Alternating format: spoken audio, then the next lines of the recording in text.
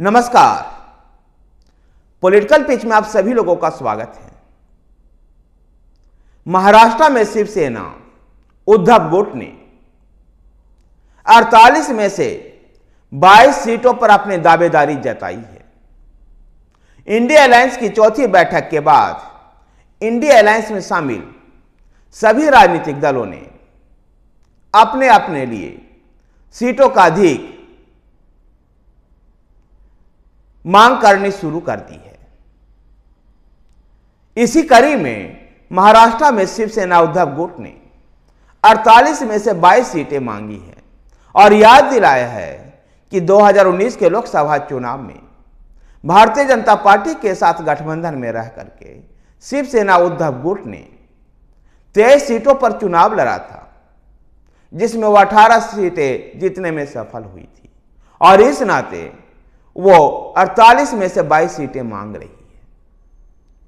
तो वहीं पर एनसीपी शरद पवार का गुट और कांग्रेस कितने सीटों पर चुनाव लड़ेगी, इस पर शिवसेना उद्धव गुट के नेता संजय राउत ने कोई बयान नहीं दिया।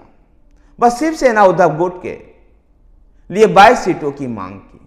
गौरतलब है कि 2019 के लोकसभा चुनाव भारतीय जनता पार्टी और एकीकृत शिवसेना ने मिलकर के लड़ा था, जिसमें 23 सीट पर शिवसेना और 25 सीट पर भारतीय जनता पार्टी चुनाव लड़ी थी।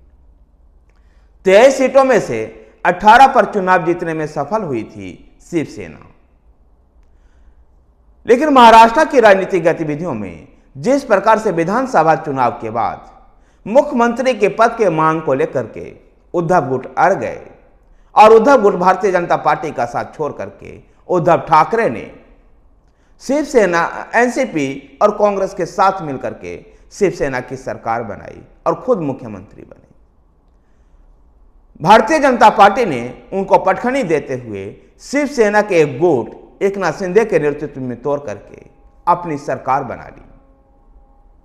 वहीं बाद में एनसीपी में भी अजित पवार अपने साथ एक गुट को लेकर के एनसीपी को भी तोड़ करके इस सरकार में शामिल हो गए। और इस समय सिचुएशन ऐसी है कि शिवसेना का उद्धव गुट और एनसीपी का शरद पवार गुट कांग्रेस के साथ गठबंधन में महाविकास आघाड़ी गठबंधन का हिस्सा है, तो दूसरी तरफ शिवसेना का एकनाथ शिंदे गुट और एनसीपी का अजित पवार का गुट भारतीय जनता पार्टी के साथ है। ऐसे में शिवसेना उद्धव गुट ने इंडिया अलायंस से 22 सीटों की डिमांड की है और इन 22 सीटों पर चुनाव लड़ने का ऐलान किया है। देखना दिलचस्प होगा कि इंडिया अलायंस में शामिल कांग्रेस और एनसीपी शरद पवार गुट कितने सीटें शिवसेना उद्धव गुट को देती है। धन्यवाद साथियों। अगर आपको वीडियो पसंद आया हो तो वीडियो को लाइक कीजिए, शेयर कीजिए। हमारे साथ बने रहने के लिए हमारे चैनल पॉलिटिकल पिच को सब्सक्राइब कीजिए। धन्यवाद।